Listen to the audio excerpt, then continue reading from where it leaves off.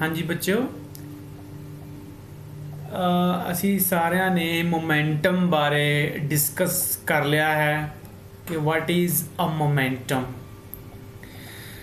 ਸੋ ਸਾਨੂੰ ਪਤਾ ਹੈ ਕਿ ਜਦੋਂ ਵੀ ਕੋਈ ਬੋਡੀ ਜਾਂ ਆਬਜੈਕਟ ਮੂਵ ਕਰਦਾ ਹੈ ਉਸ ਦਾ ਇੱਕ ਮੋਮੈਂਟਮ ਹੁੰਦਾ ਹੈ ਐਂਡ ਉਹ ਮੋਮੈਂਟਮ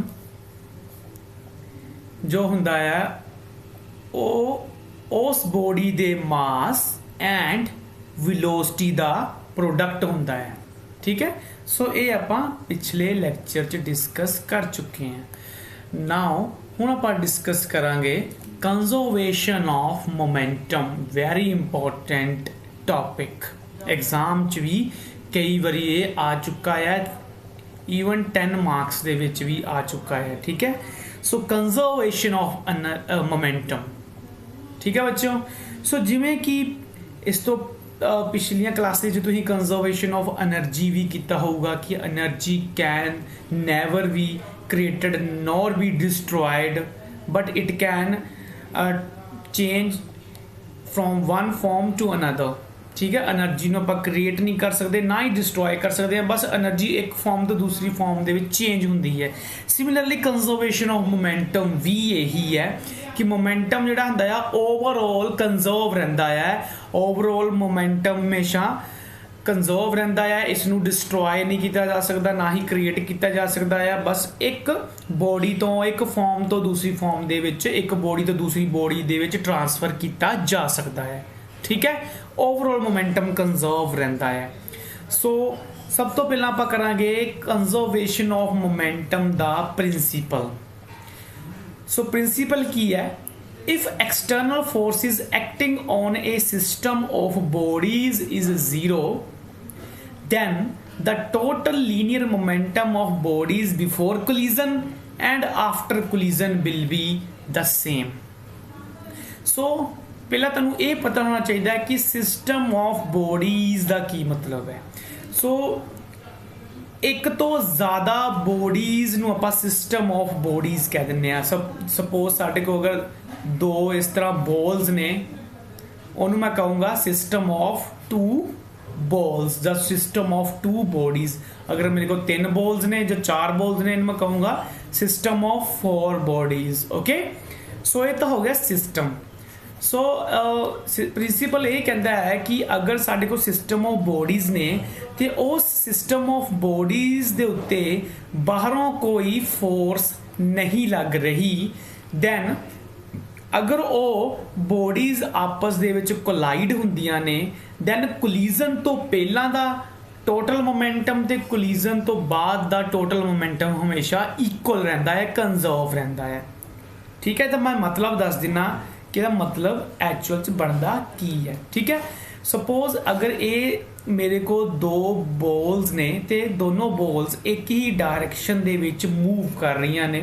ठीक है, तो ये जो बॉल है इसकी वेलोसिटी, इस बॉल की वेलोसिटी इस बॉल के नालों ज़्यादा है, काफ़ी ज़्यादा है। सो कदी ना कदी ये बॉल ये नाल टकरा जाएगी। ठीक है, सो मैं मान लेना कि इस बॉल का जो मोमेंटम है P1 वो है 10 किलोग्राम मीटर पर सेकंड, एंड जो सेकंड बॉल है इसका जो मोमेंटम मैं ले लेना P2, वो मैं सपोज कर लेना वो हैगा 5 किलोग्राम मीटर पर सेकंड। ठीक है, दोनों बॉल्स एक ही डायरेक्शन च मूव कर रही ने। फर्स्ट बॉल की वेलोसिटी ज़्यादा है सेकंड बॉल के नालों। अच्छा, सो ये बॉल का टोटल मोमेंटम कितना हो गया? टोटल मोमेंटम कितना हो गया दोनों बॉल्स का? 15 किलोग्राम मीटर पर सेकंड। ओके, हुण क्योंकि ये बॉल की वेलोसिटी सैकेंड बॉल के नालों काफ़ी ज़्यादा है, दोनों एक डायरेक्शन च मूव कर रही है, ये बॉल ये तेजी ना मूव कर रही है, ये बॉल किते ना किते अगे जाके टकरा जूगी ये नाल। ठीक है, टकरान दे नाल टकरा गई। ओके, सो टकरान तो बाद की होगा, ये बॉल की वेलोसिटी चेंज हो जाएगी। 2 नंबर बॉल की वेलोसिटी भी चेंज हो जाएगी, 1 नंबर बॉल की वेलोसिटी भी चेंज हो जाएगी। वेलोसिटी चेंज हो गई, दैट मीनस इन्हां दा मोमेंटम भी चेंज हो गया। सपोज इहदा मोमेंटम हो जाता है टकराण तो बाद P3 एंड वो मोमेंटम हुंदा है, सपोज आप सपोज कर लें 7 किलोग्राम मीटर पर सैकेंड। एंड सैकेंड बॉल का जो मोमेंटम है वो आप सपोज कर लें टकराने तो बाद वो हो जाता है 8 किलोग्राम मीटर पर सैकेंड। ठीक है बच्चों, तो टकराने तो बाद कोलिजन होने तो बाद इत्थे कोलिजन होया, कोलिजन होने तो बाद दोनों बॉल्स का टोटल मोमेंटम कितना बन जाता 15 किलोग्राम मीटर पर सैकेंड।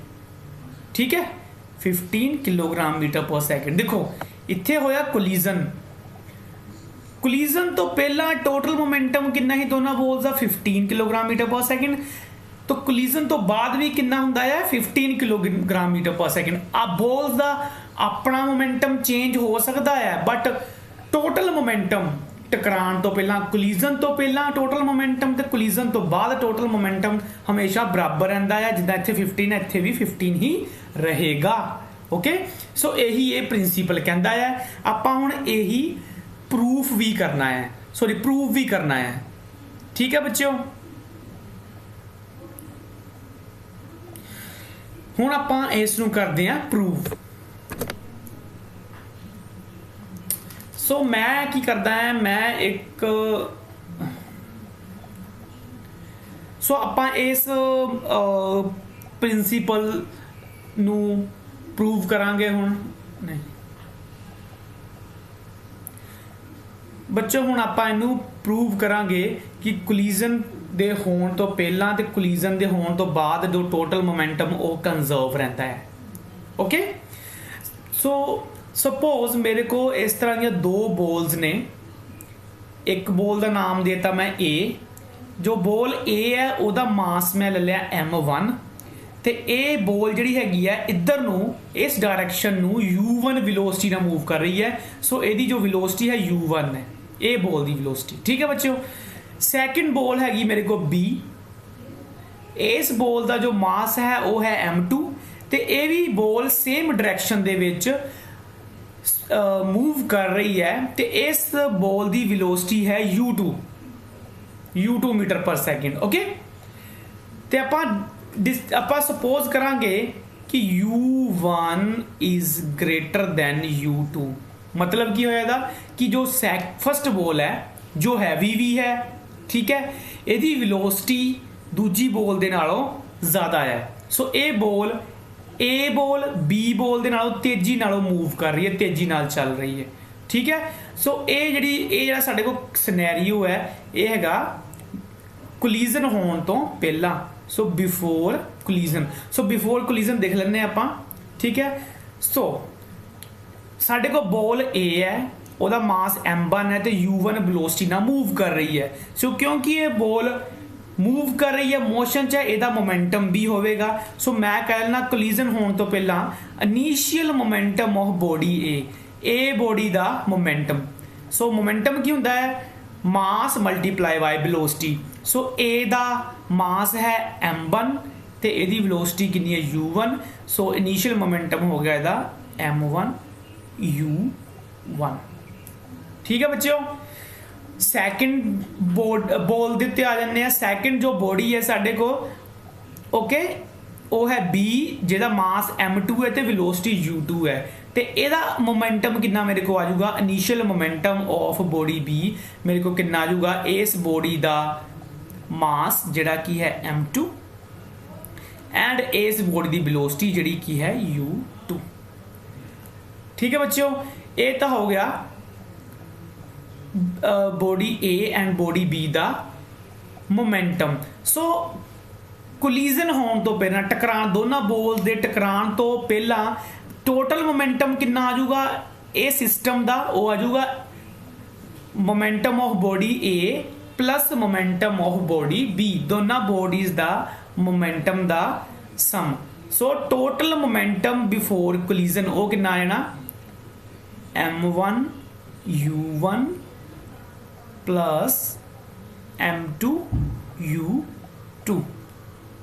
ठीक है बच्चों, ये आ गया मेरे को टोटल मोमेंटम बिफोर कोलिजन। इनू मैं इक्वेशन नंबर दे देना, ये मेरे को है इक्वेशन नंबर 1। ओके, हुण की हुंदा है कोलिजन हो जाता। ठीक है, कोलिजन हो जाता हुण पिछों ये बॉल आ रही है तेजी नाल दूसरी बॉल नाल टकरा गई, सो ए बॉल बी बॉल नाल टकरा गई, की होएगा दोनों बॉल की विलोसिटी दे विच चेंज हो जाएगा कि नहीं हो जाएगा। सो विलोसिटी च चेंज हो गया। सपोज जो विलोसिटी ए दी विलोसिटी टकराण तो बाद वो हो जाती है V1 ते बी दी विलोसिटी टकराण तो बाद हो जाती है V2। ठीक है, वो तो आप कह सकते हैं सिंपल भी आप कह सकते हैं कि विलोसिटी चेंज हो जाएगी टकराण तो बाद। जो विलोसिटी चेंज हो जाएगी दैट मीनस मोमेंटम भी चेंज हो जाएगा, क्योंकि मोमेंटम की होंदा P = mv तो V चेंज हो गया मतलब mv सॉरी P भी चेंज हो गया, मोमेंटम भी चेंज हो गया। सो टकराण तो बाद A दी वेलोसिटी V1 हो जाती है, B दी वेलोसिटी V2 हो जाती है। हुण आपां देखणी कंडीशन आफ्टर कोलिजन, इत्थे की हो रहा है ये वाला सो साडे को सिचुएशन है वो है आफ्टर कोलिजन दी, आफ्टर कोलिजन होने तो बाद। अच्छा, कोलिजन होने तो बाद final momentum of body, A body का मोमेंटम की हो जाएगा इस बॉडी का मास ते इस बॉडी की वेलोसिटी का प्रोडक्ट। सो इस केस दे विच इस कंडीशन दे विच इस बॉडी का मास है m1 ते वेलोसिटी है v1। ठीक है, so final momentum of body A, इस बॉडी का मोमेंटम कितना हो गया m1 v1। Similarly B body का मोमेंटम की हो जाऊगा इस बॉडी का मास से इस बॉडी की वेलोसिटी का product. So the final momentum of body B कितना हो जाऊगा m2 v2। ठीक है बच्चों, ते टोटल मोमेंटम कितना हो जाऊगा दोनों का, इस बॉडी के मोमेंटम ते इस बॉडी के मोमेंटम का सम। सो कोलिजन होने तो बाद टोटल मोमेंटम की हो गया दोनों मोमेंटम का सम। सो यानी कि m1 v1 plus m2 v2।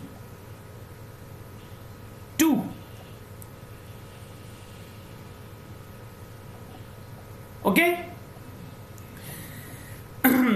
इनू आप इक्वेशन नंबर दे देने हैं 2, इनू आप इक्वेशन नंबर 2 दे देने हैं। ये मेरी होगी इक्वेशन नंबर 2।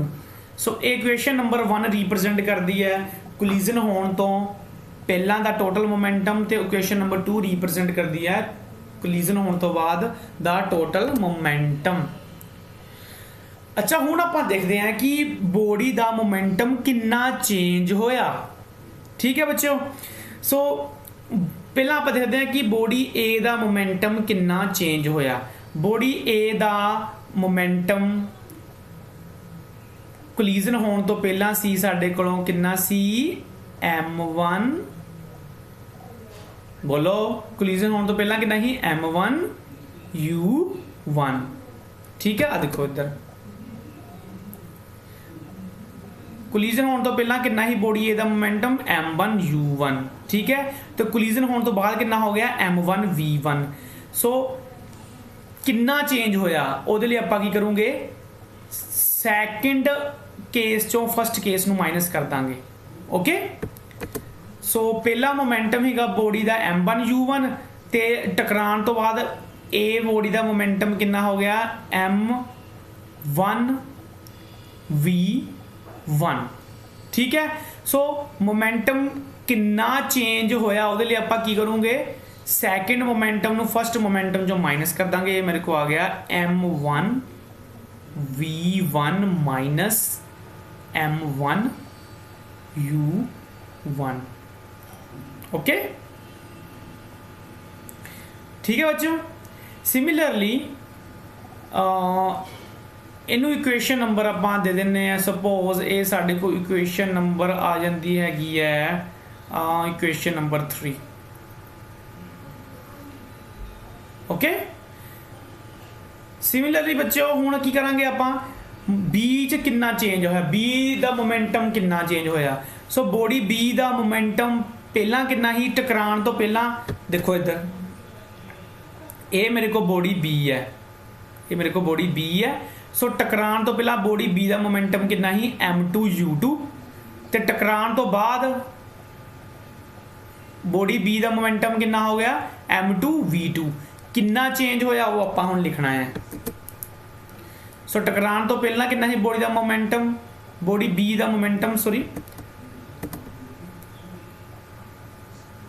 बॉडी बी का टकरान तो पहला मोमेंटम सी साडे कोलों टकरान तो पहला m2u2 ते टकरान तो बाद बॉडी बी का मोमेंटम कितना हो जाता है m2v2 सो m2u2 तो m2v2 चेंज होया कितना होया ਉਹਦੇ ਲਈ ਕੀ ਕਰੋਗੇ ਆਪਾਂ ਇਸ m2v2 ਚੋਂ m2u2 ਘਟਾ ਦੋਗੇ ਮਾਈਨਸ ਕਰ ਦੋਗੇ ਸੋ ਸਾਡੇ ਕੋ ਆ ਗਿਆ m2v2 माइनस m2u2 ठीक है बच्चों इनू मैं इक्वेशन नंबर दे देना है 4 okay change in momentum body A change in momentum of body B हुण आपां डिस्कस करना है ड्यूरिंग कोलिजन जो कोलिजन हुंदा है उदों की हुंदा है ओके ना ये कोलिजन के टाइम की मेरे को इमेज हैगी है देखो बच्चों पिछों ये बॉल आ रही है पिछों तेजी ना बॉल आ रही है तेजी ना आ रही है तो ये मेरे को ए बॉल ही ना ये मेरे को बॉल ए सी ये मेरे को बॉल बी सी पिछों ए बॉल बड़ी तेजी ना आ रही है बी दे नाल बी भी चल रही है अगे हौली हौली बी दे नाल टकरा जाती है ठीक है टकरान तो बाद बी की वेलोसिटी जी चेंज हो जाती है सपोज कर लो वेलोसिटी बढ़ी जाती है ठीक है सो बी की वेलोसिटी इनक्रीज हो गई अगे नालों बी की वेलोसिटी इनक्रीज हो गई सो जदों भी किसी ऑब्जैक्ट की वेलोसिटी इनक्रीज होंदी है ठीक है जिद्दां मैं तुहानूं पहला भी केस दस्सिया सी अगर ये फुटबॉल है ठीक है ये मूव कर रहा है ठीक है इनू मैं होर तेजी ना मूव करवाना मैं की करूँगा इत्थे किक मारूंगा इत्थे किक लगाऊंगा किक मीनस इनू मैं फोर्स लगाऊंगा ठीक है तो फोर्स लगाना ये होर तेजी ना अगे चलना लगूगा होर ये फास्ट मूव करना शुरू कर दूगा इसकी वेलोसिटी चेंज हो जाएगी ठीक है सो किसी भी ऑब्जैक्ट की वेलोसिटी आप किस तरह चेंज कर सकते हैं उस ऑब्जैक्ट के उत्ते फोर्स लगा के ओके ना अपने वापस केस दे विच आ जाओ हुण सपोज जो ए बॉल बी बॉल दे नाल टकरांदी है कोलाइड करदी हैगी है हुण जो ए बॉल है वो बी दे उत्ते जो फोर्स लगांदी है वो है एफ ए बी ए ते बी एफ दे बिल्कुल पैरां दे विच है ठीक है बच्चों सो एफ ए बी की है वो फोर्स जिहड़ी ए बॉल ने बी बॉल दे उत्ते जां बी बॉडी दे उत्ते लगाई ठीक है हुण सानू Newton third law of motion इत्थे लियाना पऊगा न्यूटन दा थर्ड लॉ की कहंदा है for every action there is an equal and opposite reaction ठीक है जे एक्शन होगा ਉਹਦੇ अपोजिट रिएक्शन भी होगा मीनस अगर एक बॉडी दूजी बॉडी उत्ते फोर्स लगाती है तो दूजी भी पहली बॉडी के उत्ते फोर्स जरूर लगावेगी दैट मीनस अगर ए बॉडी बी बॉडी के उत्ते फोर्स लगाती है दैट मीनस जो बी बॉडी हैगी है वो भी ए के उत्ते फोर्स लगाएगी न्यूटन के थर्ड लॉ के अकॉर्डिंगली सो वो फोर्स की होगी इस फोर्स के अपोजिट एंड इक्वल सपोज जो बी बॉल हैगी है वो ए बॉल ते जो फोर्स लगाती है वो है एफ बी ए ठीक है सो एफ ए बी मीनस ए ने बी ते फोर्स लगाई ते एफ बी ए मीनस बी ने ए दे उत्ते जो फोर्स लगाई ठीक है तो न्यूटन के थर्ड लॉ के अकॉर्डिंगली दोनों फोर्सिस की होंदियां इक्वल ते अपोजिट अच्छा एक होर ये सिनेरियो लैके आने हैं सपोज जो दोनों के टकरान का टाइम है वो है टी सैकेंड दोनों बॉडीज जिहड़ियां हैगियां वो टी सैकेंड लई आपस दे विच टकरांदियां हैं ठीक है सो न्यूटन का थर्ड लॉ आप पहला देख लेने हैं सो न्यूटन के थर्ड लॉ के अकॉर्डिंगली की होना कि दोनों फोर्सिस जिहड़ियां हैगियां वो एक दूजे दे इक्वल बट अपोजिट होणगियां इहदा की मतलब होया यह मतलब ये होया कि जो फोर्स एफ ए बी है जो ए वाली ए बॉल बी दे उत्ते लगा रही है ए फोर्स वो इक्वल होगी ए फोर्स दे but in opposite direction negative sign ये रिप्रजेंट करता है कि दोनों फोर्सिस एक दूजे के अपोजिट डायरेक्शन च लग रही हैं मीनस अगर एक इधर लग रही है दूजी इधर लग रही है दोनों है इक्वल बट अपोजिट डायरेक्शन दे विच ठीक है नाउ अच्छा पहला आप डिस्कस कर चुके हैं कि किसी बॉडी का मोमेंटम चेंज जो हुंदा है तो उहदे लई की कौन रिस्पोंसिबल हुंदा है। ठीक है, सो आप पहला दस्या है किसी बॉडी का आप मोमेंटम किवें चेंज कर सकते हैं, उस बॉडी के उत्ते फोर्स लगा के। ठीक है ना, उस बॉडी के उत्ते फोर्स लगा के आप उस बॉडी का मोमेंटम चेंज कर सकते हाँ। ठीक है, हुण बॉडी बी का मोमेंटम किन चेंज किया, इत्थे बॉडी बी है ओदा मोमेंटम किन चेंज किया, बॉडी ए ने। क्यों, क्योंकि बॉडी ए ने लगाई बी दे उत्ते फोर्स, कितनी फोर्स लगाई, एफ ए बी, किन्ने टाइम लगाई, टी टाइम ली। ठीक है, सो एफ ए बी के इक्वल आ जाऊगा, एफ ए बी मेरे को आ जाऊगा, सो मैं दोबारा लिख देना F A B multiply by T. So B body change in momentum of body B का मोमेंटम किन चेंज किया, जिन बॉडी बी की वेलोसिटी चेंज की तो बॉडी बी की वेलोसिटी किन चेंज की, बॉडी ए ने किद्दां चेंज किया, बॉडी बी के उत्ते फोर्स लगा के। So change in momentum of body B is equal to the force applied by body A on body B multiply by T time. T time लई मतलब T इत्थे हैगा कि इन्ने टाइम लई ये बॉडीज आपस में टकराइयां, 1 सैकेंड ली 2 सैकेंड ली, या फिर आप कह सकते हैं टी ओ टाइम है जिन्ने टाइम लई, टी केड़ा टाइम है कि जिन्ने टाइम लई बॉडी ए ने बॉडी बी के उत्ते फोर्स लगाई। Okay, it is that time, केड़ा टाइम है, जिन्ने टाइम लई बॉडी ए ने बॉडी बी ते फोर्स लगाई। ओके, सो सैकेंड केस दे विच चेंज इन मोमेंटम, बॉडी ए दा मोमेंटम किन चेंज किया, जिस ने इस बॉडी के उत्ते फोर्स लगाई तो बॉडी ए दे उत्ते कौन फोर्स लगा रहा है, बॉडी बी, तो बॉडी बी जिहड़ी हैगी आ वो बॉडी ए दे उत्ते कितनी फोर्स लगा रहा है, एफ बी ए, कितने टाइम लगा रहा है, टी टाइम ली। ठीक है, सो बॉडी ए दा मोमेंटम किन चेंज किया, बॉडी बी ने, ते बॉडी बी ने क्यों किया, क्योंकि बॉडी बी ने बॉडी ए दे उत्ते एफ बी ए फोर्स लगाई टी टाइम लई। ओके, सो ए वाली इक्वेशन जिहड़ी हैगी है इहनूं मैं थोड़ा मोडिफाई करके लिखना है। वो किस तरह, हुण पिछे आपां इक्वेशन नंबर जो साडी इक्वेशन नंबर 3 एंड 4 दे विच थोड़ा दोबारा देखोगे। सो 3 इक्वेशन की है कि change in momentum of body ए दे विच मोमेंटम कितना चेंज हुंदा है, कितना हुंदा है, m1 v1 minus m1 u1। So change in momentum of body ए, सो यदि वैल्यू पुट कर देनी आपां, सो ये कितनी आ गई, change in momentum of body ए दा मोमेंटम कितना चेंज होया, देखो इत्थे change in momentum body m1 v1 minus m1 u1। So इत्थे मैं लिखूंगा m1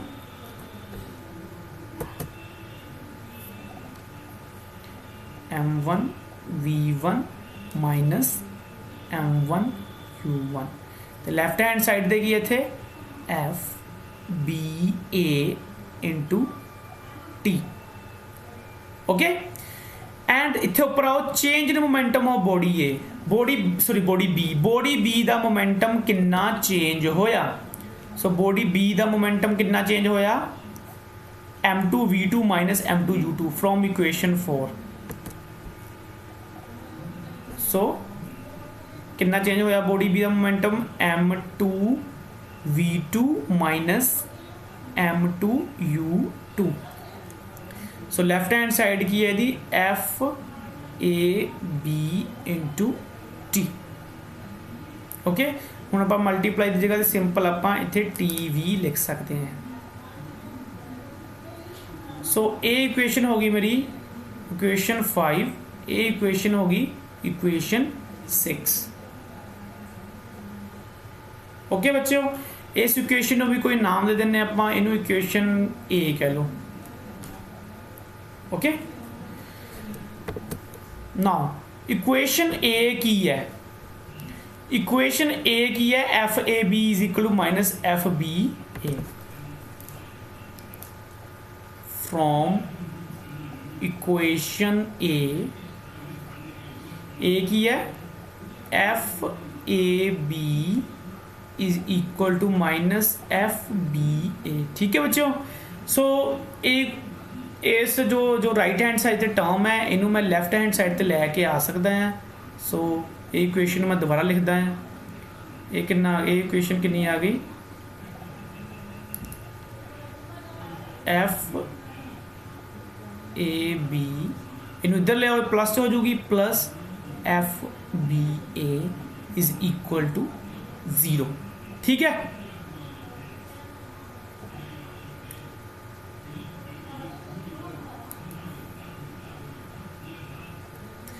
इनू इक्वेशन नंबर दे देना मैं बी।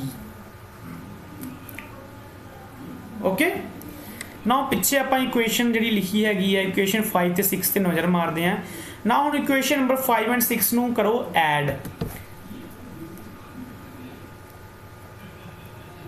इक्वेशन 5 एंड 6 नू आप ऐड करते हैं, adding equation 5 and 6। So 5 and 6 ਨੂੰ ਜਦੋਂ ਆਪਾਂ ਐਡ ਕਰੋਗੇ ਲੈਫਟ ਹੈਂਡ ਸਾਈਡ ਦੇ ਵਿੱਚ ਇਕੁਏਸ਼ਨ ਨੰਬਰ ਜੋ 5 ਹੈ ਉਹਦੇ ਵਿੱਚ ਲੈਫਟ ਹੈਂਡ ਸਾਈਡ ਇਹ ਵਾਲੀਆਂ ਇਕੁਏਸ਼ਨ ਜਿਹੜੀਆਂ ਦੋ ਹੈ ਲੈਫਟ ਹੈਂਡ ਸਾਈਡ ਦੇ ਵਿੱਚ ਲੈਫਟ ਹੈਂਡ ਸਾਈਡ ਐਡ ਕਰਨੀ ਹੈ, ਰਾਈਟ ਹੈਂਡ ਸਾਈਡ ਦੇ ਵਿੱਚ ਆਪਾਂ ਰਾਈਟ ਹੈਂਡ ਸਾਈਡ ਐਡ ਕਰਨੀ ਹੈ। Okay, so left hand side ਦੇ ਵਿੱਚ ਲੈਫਟ ਹੈਂਡ ਸਾਈਡ ਕੀ ਆਊਗਾ,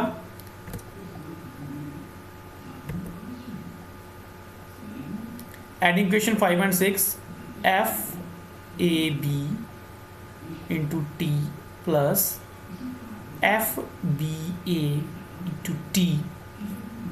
ये तो होगी लैफ्ट हैंड साइड लैफ्ट च ऐड की इज इक्वल टू हूँ तुम राइट हैंड साइड दे right hand side M2 V2 minus M2 U2 M2 M2 V2 minus M2 U2 M2 V2 minus so इनू प्लस करना हैगा ये M1 V1 minus M1 U1। सो ये मेरे को आ गया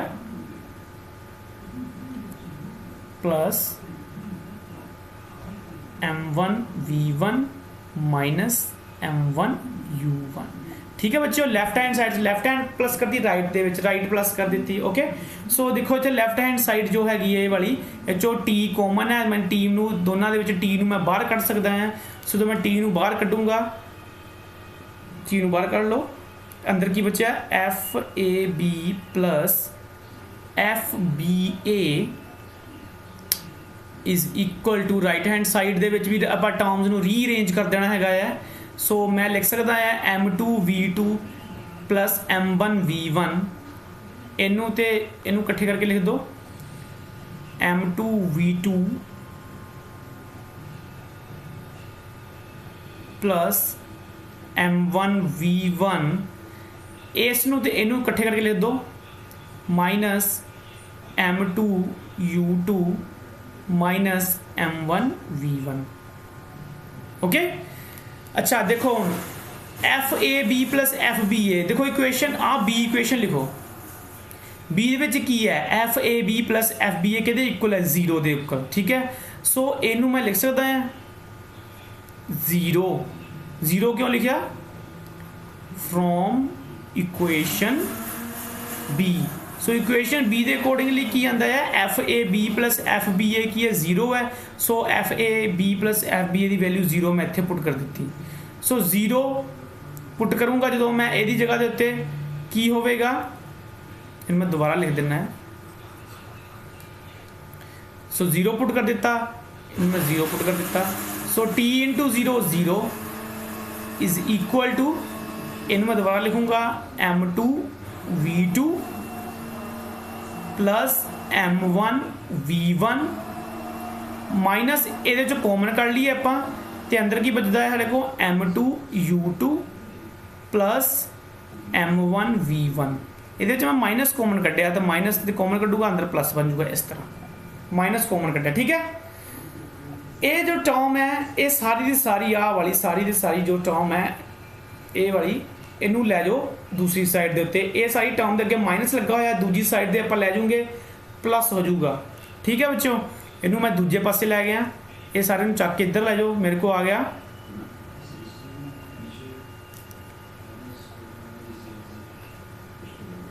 सॉरी इत्थे u1 है, ये u1 है,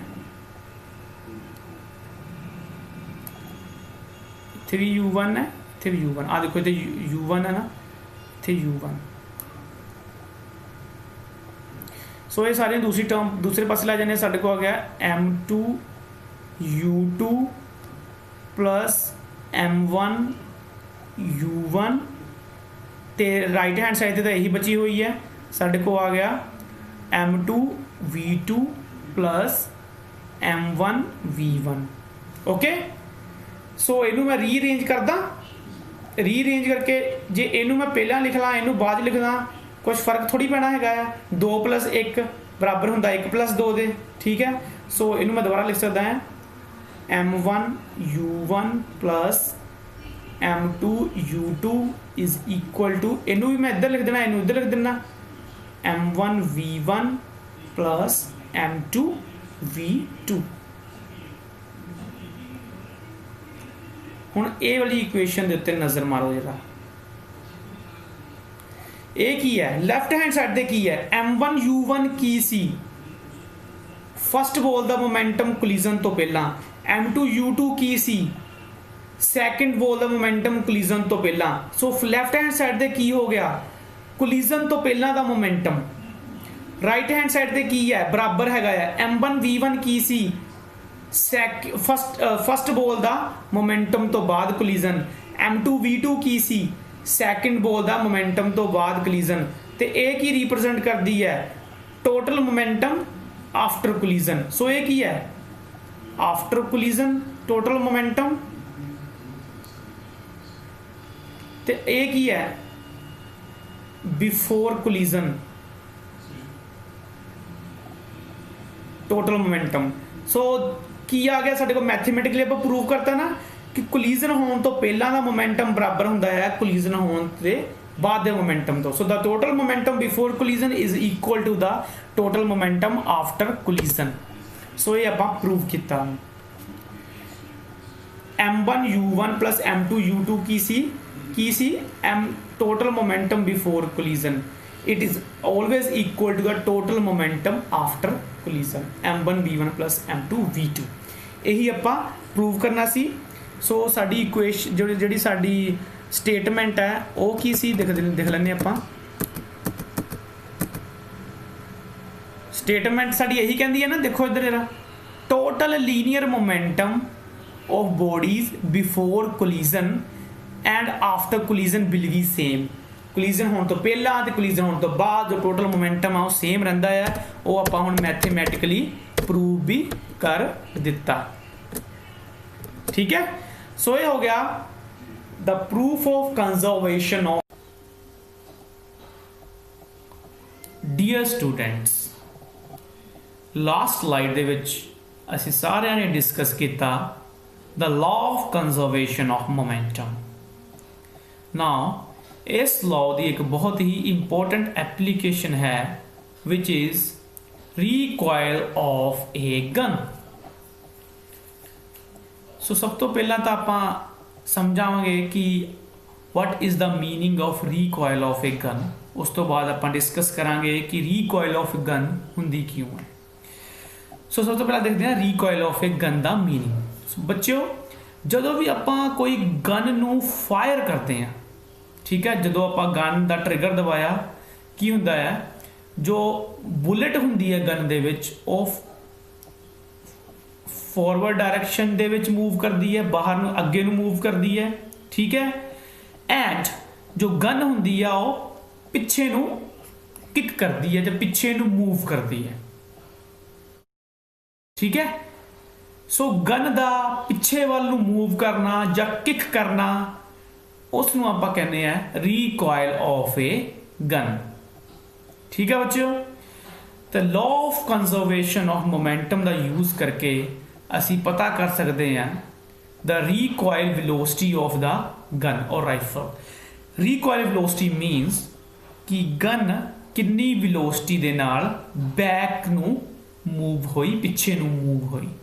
ठीक है, सो अगे मैं दो पिक्चर्स दिखावांगा, उत्थों तुहानू बिल्कुल क्लीयर हो जाएगा कि recoil ऑफ ए गन दा मीनिंग की हुंदा है।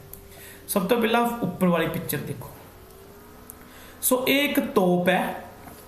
सो जो तोप नू फायर किया, जो तोप का गोला हुंदा है, देखो वो इधर नू इस डायरैक्शन दे विच गया ते जिहड़ी तोप हैगी है वो जो कैनन है साडी वो पिछे वाल नू मूव कीती। इदां होया ना बच्चों। सो इत्थे मैं इहनू कहांगा रिकॉइल ऑफ ए कैनन। सो इत्थे देखो कैनन पिछे नू मूव कीती ना, इहनू मैं कहूँगा recoil of cannon.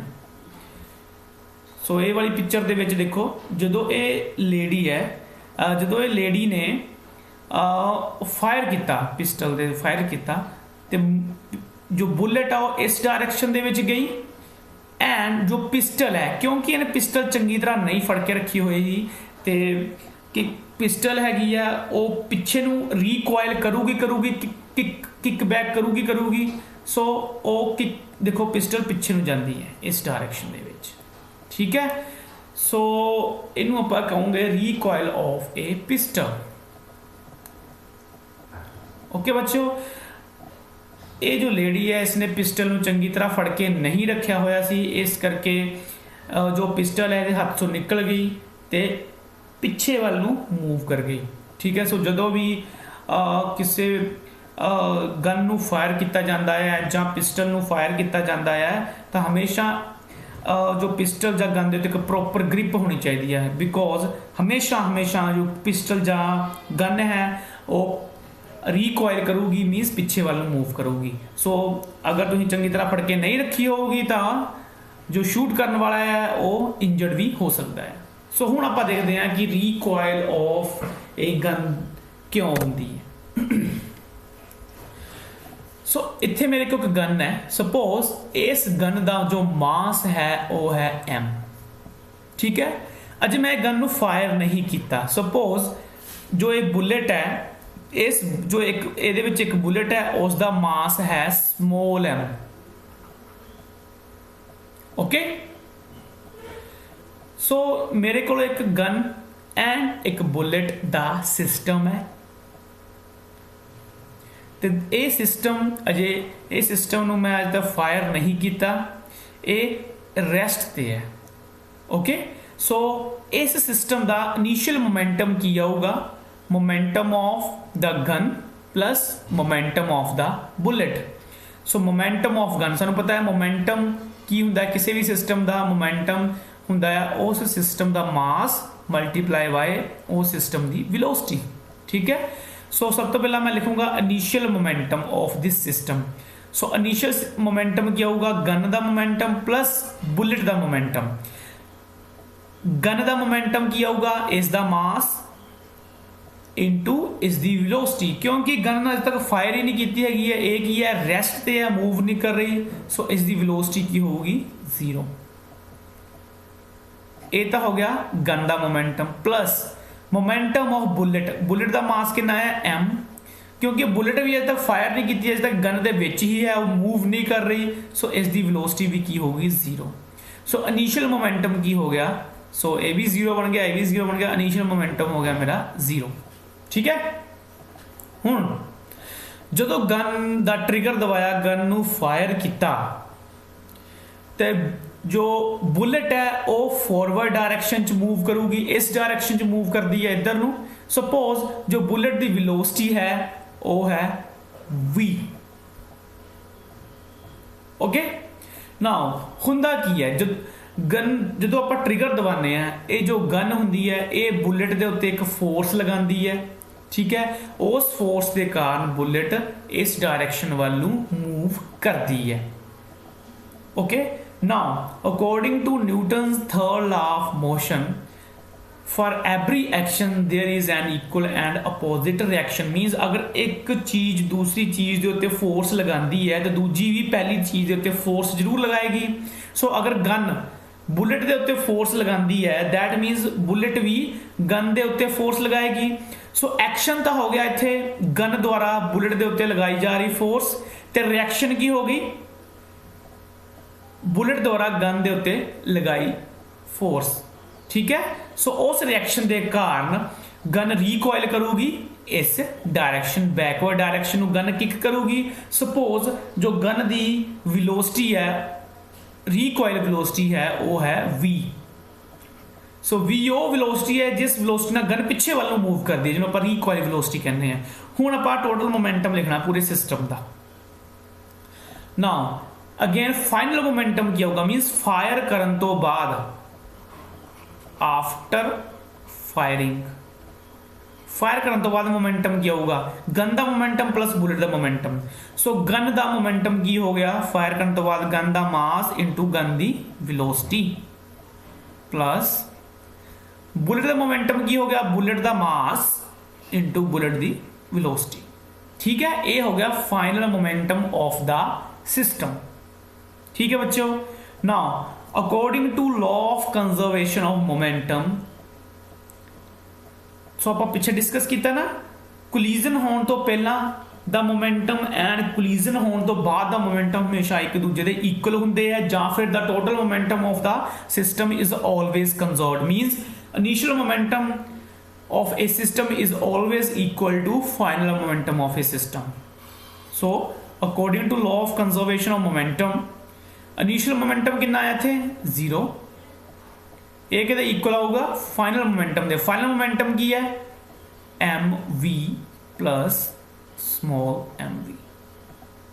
Okay, so इथों आप देखो, इथों आप बुलेट की इस रिलेशन यूज करके आप बुलेट की वेलोसिटी भी पता कर सकते हैं, तो गन की रिकॉइल वेलोसिटी भी पता कर सकते हैं। सो आप गन की रिकॉइल वेलोसिटी पता करिए। सो ए वाली टर्म है दूसरी साइड लै जाओ। सो ए इधर प्लस दी उधर माइनस दी हो जाएगी, मेरे को आ जाएगा minus M V is equal to M V. Okay, so V की इतों जो मैं वैल्यू कर ला, सो वी मेरे को आ जाऊगा, वी इज इक्वल टू आ जाऊगा minus M V, capital M दूसरे पासे लै गए, सो ये मेरे को हो गया दिस।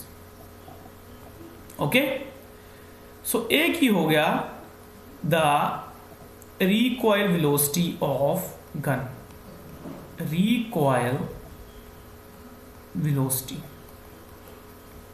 of gun। ठीक है, गन कितनी वेलोसिटी ना बैकवर्ड किक की, ओके, जब पिछे मूव की, वो हो गई ये वेलोसिटी आप पता कर सकते हैं। अगर सानू बुलेट का मास पता है, बुलेट की वेलोसिटी पता है, ओके, एंड गन का मास पता, आप पता कर सकते हैं कि गन की रिकॉइल वेलोसिटी की होगी। सो ये तो हो गया the application of law of conservation of momentum. Okay,